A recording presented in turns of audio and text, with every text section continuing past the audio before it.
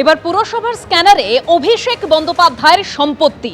অভিষেক বন্দ্যোপাধ্যায়ের 17টি ঠিকানায় নোটিশ পাঠিয়েছে পুরসভা, যেখানে অভিষেক বন্দ্যোপাধ্যায়ের মা বাবা এবং লিপস অ্যান্ড বাউন্সের ঠিকানায় নোটিশ পাঠানো হয়েছে।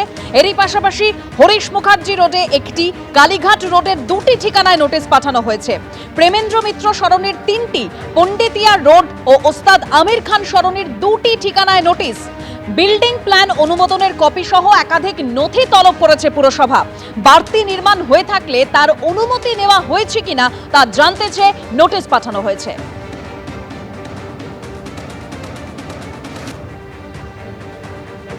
কলকাতা পুরসভা 188 হরিশ মুখার্জি রোডের এই বাড়িতে নোটিশ দিয়েছে এবং এই নোটিশ দেওয়া হয়েছে লিপস অ্যান্ড বাউন্স প্রাইভেট লিমিটেডের নামে এবং কলকাতা পুর আইন যে রয়েছে তার 401 ধারাতেই নোটিশ দেওয়া হয়েছে। এবং এখানে যেটা বলা হয়েছে যে অবৈধ অংশ রয়েছে সেটাকে 7 দিনের মধ্যে ভেঙে ফেলতে হবে, অথবা কেন করা হলো, ডেভিয়েশন কেন হলো সেইটা জানাতে হবে। লিফট, এসকেলেটার সেগুলোর জন্য অনুমতি নেওয়া হয়েছিল কিনা সেগুলো জানাতে হবে। না হলে কলকাতা পুরসভা নিজেই অবৈধ অংশ ভেঙে দেবে এবং ভেঙে দেওয়ার পর তার যে খরচ, সেই খরচও যিনি হচ্ছেন ওনার, তার থেকে আদায় করা হবে। 119 কালীঘাট রোডের এই বাড়িতেও কলকাতা পুরসভার তরফ থেকে নোটিশ দেওয়া হয়েছে।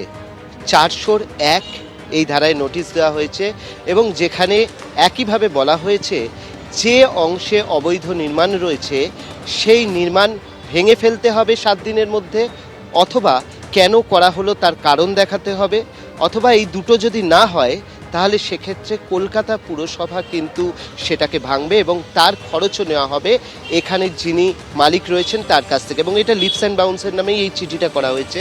যে নোটিশ আমরা দেখতে পাচ্ছি, যে নোটিশ আমাদের রয়েছে, সেখানে খুব স্পষ্ট করে লেখা রয়েছে যে এই যে এখানে রয়েছে 119 Kalighat road, Leaps and Bounce, তার নামে কিন্তু নোটিশ ইস্যু করেছে কলকাতা পুরসভা।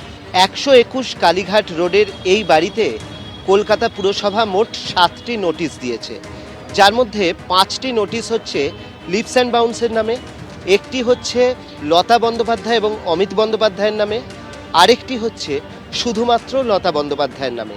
প্রত্যেকটা নোটিশই হচ্ছে 401 এই ধারাতে দেওয়া হয়েছে, যেখানে একইভাবে বলা হয়েছে যে এখানে যে অবৈধ নির্মাণ আছে সেই নির্মাণের হয় কারণ দর্শাতে হবে, নয় ভেঙে ফেলতে হবে, নয় কলকাতা পুরসভা নিজেই ভেঙে ফেলবে এবং ভেঙে ফেলে তার খরচ এখানের যিনি দায়িত্বে রয়েছেন, যিনি মালিক রয়েছেন, তার থেকে আদায় করা হবে।